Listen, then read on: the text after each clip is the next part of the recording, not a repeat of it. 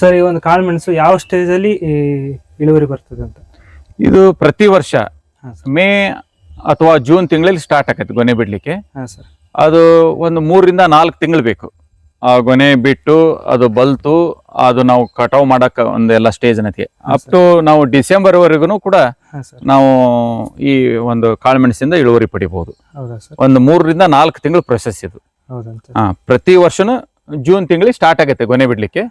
ಅದು ಗೊನೆ ಬೆಳೆದು ದೊಡ್ಡದಾಗಿ ಆಮೇಲೆ ಅದು ಬಲ್ತು ಆಮೇಲೆ ನಾವು ಅದನ್ನ ಕಟಾವ್ ಮಾಡಿ ಆಮೇಲೆ ಕಾಳು ಮೆಣಸು ಮಾಡ್ಲಿಕ್ಕೆ ಸುಮಾರು ಒಂದು 3 ರಿಂದ 4 ತಿಂಗಳು 4 ತಿಂಗಳಿಗೆ ನಮಗೆ ಬೆಳೆ ಸಿಗುತ್ತೆ. ಆಮೇಲೆ ಇನ್ನೊಂದು ಸರ್, ಈಗ ನೀವು ವಕೀಲ ವೃತ್ತಿಯನ್ನು ಮಾಡ್ತೀನಿ ಅಂತ ಹೇಳಿದ್ರಿ, ಬಿಡುವಿನ ಸಮಯದಲ್ಲಿ ಈ ಒಂದು ಇಷ್ಟೆಲ್ಲ ಮಾಡಿದ್ರಿ, ನಿಮಗೇನು ಅನಿಸ್ತದೆ ಸರ್? ಹೌದು, ಒಳ್ಳೆ ಪ್ರಶ್ನೆ.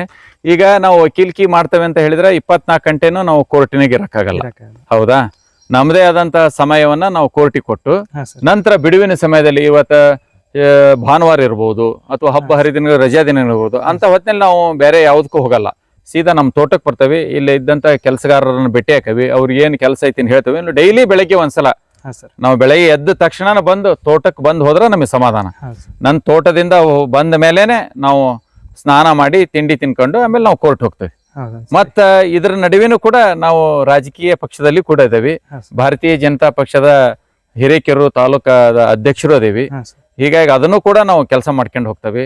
ಇದ್ರ ಜೊತೆಯಾಗಿನೂ ಕೂಡ ಪಕ್ಕಕ್ಕ ಕೆರೆಗಳು ಈಗ ನೀರು ಕಡಿಮೆ ಆಗಿದೆ.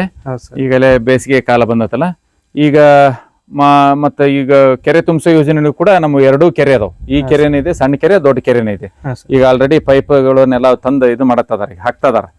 ಈಗ ಇನ್ನೊಂದು ವಾರದಲ್ಲಿ ಎಲ್ಲ ಪ್ರೊಸೆಸ್ ಮುಗಿತೈತಿ. ನೆಕ್ಸ್ಟ್ ಇಯರ್ದಿಂದ ನಮಗೆ 2 ಕೆರೆಗಿನೂ ಕೂಡ ಈ ಬಿಜೆಪಿ ಸರ್ಕಾರದಲ್ಲಿ ಮತ್ತೆ ನಮ್ಮ BC ಪಾಟೀಲ್ರವ್ರ ನೇತೃತ್ವದಲ್ಲಿ ಹಿಂದೆ 90 ಕೆರೆಗಳಿಗೆ ಏನು ಕೆರೆ ತುಂಬಿಸೋ ಯೋಜನೆ ಐತಲ್ಲ, ಇದು ಆತಂದ್ರ ಎಲ್ಲಾ ನಮ್ಮಲ್ಲಿ ಈ ಭಾಗದ ರೈತರಿಗೆ ಮತ್ತೆ ಅಡಿಕೆ ತೋಟದ ಬೆಳೆಗಾರರಿಗೆ ಕೆರೆಯಲ್ಲಿ ನೀರು ಇರೋದ್ರಿಂದ ಬೋರ್ವೆಲ್ಲಿ ಒಳ್ಳೆ ನೀರು ಇರ್ತೈತಿ.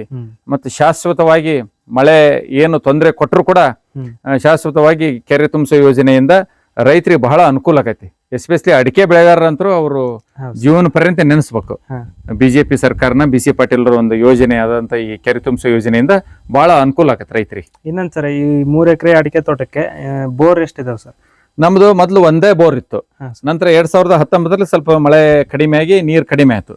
ನೀರ್ ಕಡಿಮೆ ಆದಾಗ ನಾವೇನ್ ಮಾಡಿದ್ವಿ, ಯೋಚನೆ ಮಾಡಿ ಇನ್ನೊಂದು ಬೋರ್ ಹೊಡ್ಸೋಣ, ಮತ್ತೆ ಹೇಳಕ್ ಆಗೋದಲ್ಲ, ಮತ್ತೆ ಅಡಿಕೆಗೆ ನೀರ್ ಸಾಕಾಗಲ್ಲ ಅಂತ ತಿಳ್ಕೊಂಡು ಮತ್ತೊಂದು ಬೋರ್ ಮಾಡಿದ್ವಿ. ಅದು ಕೂಡ ನೀರ್ ಚೆನ್ನಾಗಿ ಬಿತ್ತು. ಬರಗಾಲದಾಗ ಕೂಡ ಒಳ್ಳೆ ನೀರ್ ಬಿತ್ತು. ಎಷ್ಟು ಇಂಚ್ ಬಿದ್ದಿದೆ? ಅದು ಸುಮಾರು 3 ರಿಂದ 3.5 ಇಂಚ್ ಕೊಡ್ತೆ. 2 ಬೋರ್ ಅಷ್ಟೇನಾ?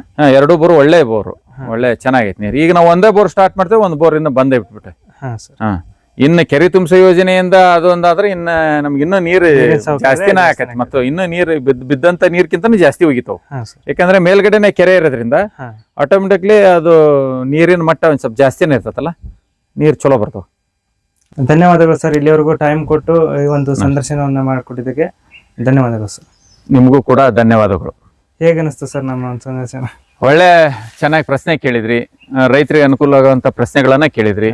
ಮತ್ತೆ ಇವತ್ತಿನ ದಿವಸದೊಳಗ ನಾವು ಕೂಡ ಬೆಳಿಬೇಕು, ನಾವು ಕೂಡ ಒಳ್ಳೆ ಅಭಿವೃದ್ಧಿಯನ್ನು ಹೊಂದಬೇಕು. ನಮ್ಮ ಜೊತೆಗೆ ಇದ್ದವರು ಕೂಡ ಅಂದ್ರೆ ನಮ್ಮ ಸುತ್ತಮುತ್ತಲು ಇದ್ದವರು ಕೂಡ ಒಳ್ಳೆ ರೀತಿಯಿಂದ ಅವರು ಬೆಳೆ ಬೆಳೆದು ಅವರು ಆರ್ಥಿಕವಾಗಿ ಮುಂದೆ ಬರ್ಬೇಕು ಅನ್ನೋ ಉದ್ದೇಶದಿಂದ ನೀವು ಯಾರ ಬರ್ಲಿ, ನೀವು ಬರ್ಲಿ, ಯಾರ ಬರ್ಲಿ, ರೈತರು ಬರ್ಲಿ, ಅವರಿಗೆ ಕೂಡ ನಮ್ಮ ಕೈಲಾದಷ್ಟು ನಾವು ಸಲಹೆ ಸೂಚನೆಗಳನ್ನು ಕೊಡ್ಮೇಲೆ ನೀವು ತುಂಬಾ ಚೆನ್ನಾಗಿ ಆಗೋ ತರ ನಮ್ಮ ರೈತರಿಗೆ ಈ ಒಂದು ಮಾಹಿತಿಯನ್ನ ಕೊಟ್ಟಿದ್ದೀರಿ.